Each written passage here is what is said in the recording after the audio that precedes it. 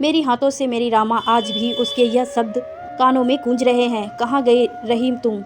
एक बार आकर देखो, तुम्हारी रामा किसी और की हो रही है। तुम मेरे भाई के डर से भाग गए शहर छोड़कर।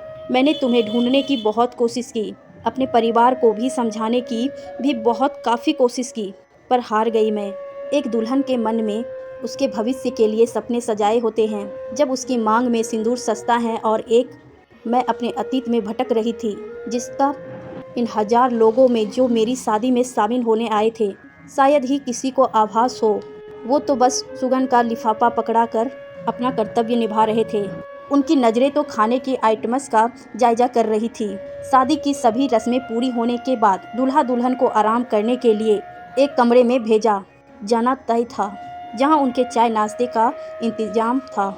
मैंने अपनी बहन के कान में कहा, दीदी गर्दन में मोच आ गई है, प्लीज़ आप बाम लगा दो ना, और अभी जितना समय यहाँ हूँ आप लोगों के साथ ही बिताना चाहती हूँ।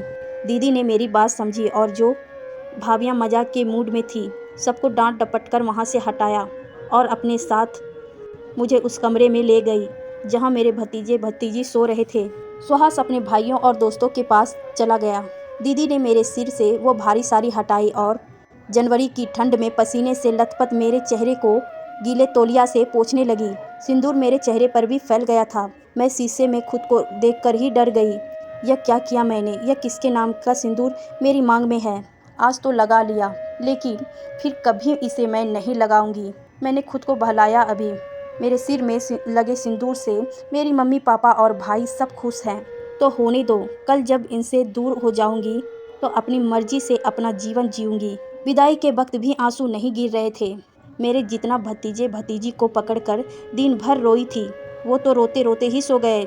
जैसा फिल्मों और टीवी सीरियल में शादी और सुहागरात के हर्ष दिखाए जाते हैं, वैसा कुछ नहीं था मेरी शादी में। हमारे यहाँ की रस्में ही अलग थी। शादी के 4 दिन बाद सिंदूर दान दोबारा हुआ और तब तक सुबह और शाम को बस गौरी पूजा, जो परिवार और गली की औरतों के सामने बैठकर करनी पड़ती थी। तो गौरी माँ की पूजा के बाद सिंदूर लगाने के लिए हाथ अपने आप मेरे सिर तक पहुँच ही जाते। उस समय ही मेरे साथ सुहास बैठते और मेरी पीठ पर उनका हाथ रखता। मेरा सोने बैठने का इंतजाम सासू माँ के कमरे में ही था, जहाँ मेरी नंदे और उनकी भतीजियाँ मुझे दिन भर घेरे रहती और यहाँ वहाँ की ढेरों बातें करती, अपने भाई की पसंद नापसंद सब बताती। चौथे दिन पूजा पाठ और भोज भात के बाद मुहब्बजी की रस्में थी, पर रात की पार्टी के इंतज़ाम में सुहास व्यस्त थे, तो इस रस्म को टाल दिया गया। मैं तो चाहती ही यही थी कि मेरा सुहास से सामना हो ही ना। माँ बाप भाई ने बोझ समझकर मुझे अपने घर से निकाल दिया था। अब यहाँ जीवन भर घर के सभी काम करके एक कोने में पड़ी रहूँगी। समय बीतता गया। कल मेरी और सुहास की शादी की सालगिरह की 50वीं वर्षगांठ की तैयारी कर रहे हैं। सुहास, जिस सिंदूर से मुझे नफरत हो गई थी, वही तो अब सब कुछ था मेरा। बस यूं ही मेरा सुहाग बना रहे और सुहास हमेशा मेरे साथ रहे। हर पल भगवान से यही प्रार्थना करती। कब मैं अपने अतीत को भूलकर आगे निकल गई, पता ही नहीं चला।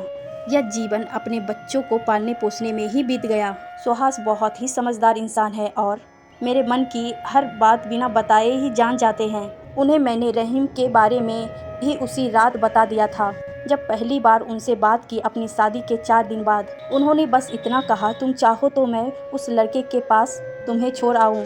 पर मुझे लगता है कि जो होता है अच्छे के लिए ही होता है और हमारे माता पिता हमेशा हमारे भला ही चाहते हैं।